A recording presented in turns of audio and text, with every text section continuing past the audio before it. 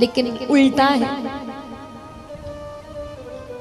जब दुख आता है तो वो हमें भगवान की याद दिलाता है। आप बताइए ना, दुख आता है तो किसकी याद आती है?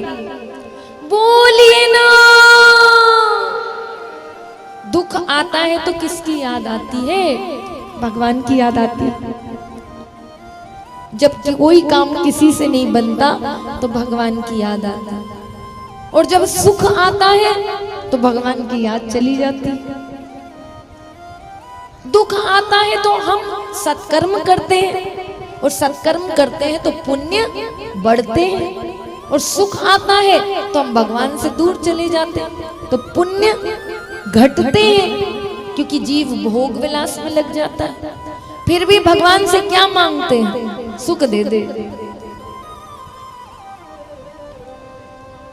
सुख के माथे सिल पड़े जो हरि हृदय से जाए, बलिहारी बा दुख की जो पल पल नाम जपाए। बलिहारी बा दुख की, जिस दुख में हरि की याद तो आ रही है। कहे हनुमंत विपत्ति प्रभु सोई, जब तब भजन न सुमिरन होई।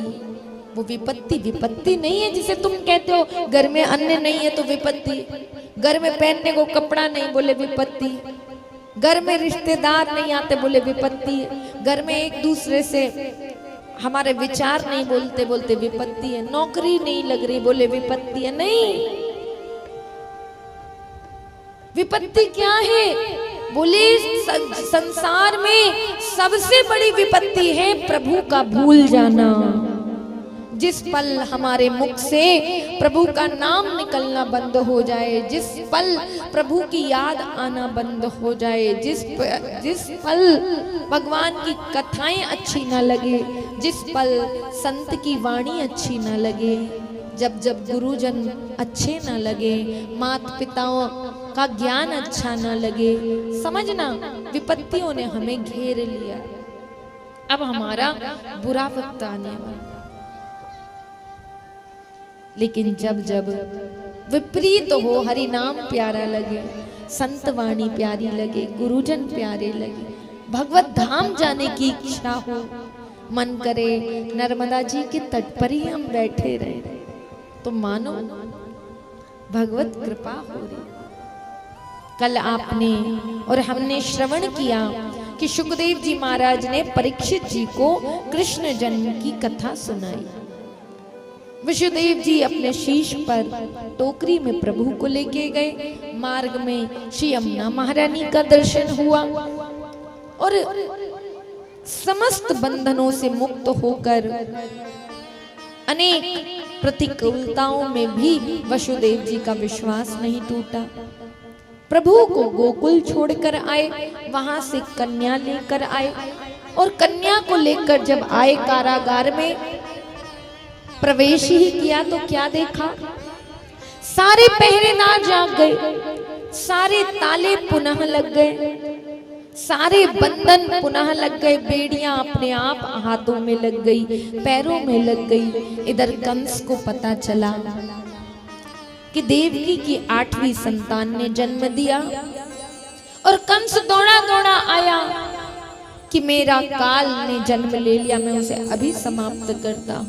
और जैसे ही कंस उस कारागार में आया और कंस ने देखा देवकी वसुदेव के हाथों में पैरों में बेड़ियां लगी है, रुदन चल रहा है, और जैसे ही देखा कि मेरा काल ने जन्म लिया, और जैसे ही कन्या भवानी को देखा, कंस जोर जोर से अट्टहास करने लगा।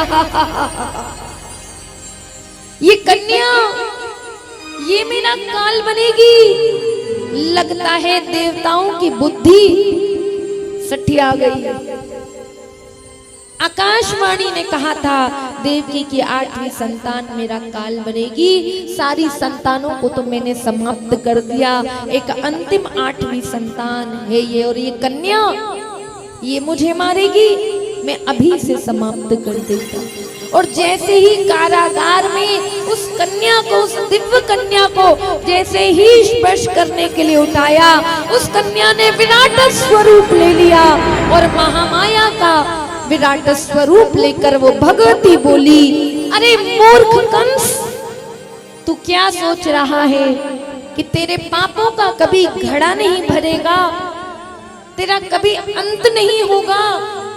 तुझे मारने वाले ने जन्म ले लिया है और इसी ब्रज 84 कोस में उसने जन्म ले लिया है। वो तो दूर नहीं जब तेरा अंत होगा। तू क्या सोचता था कि तू अन्याय पे अन्याय करता चला जाएगा और उसका दंड तुझे नहीं मिलेगा।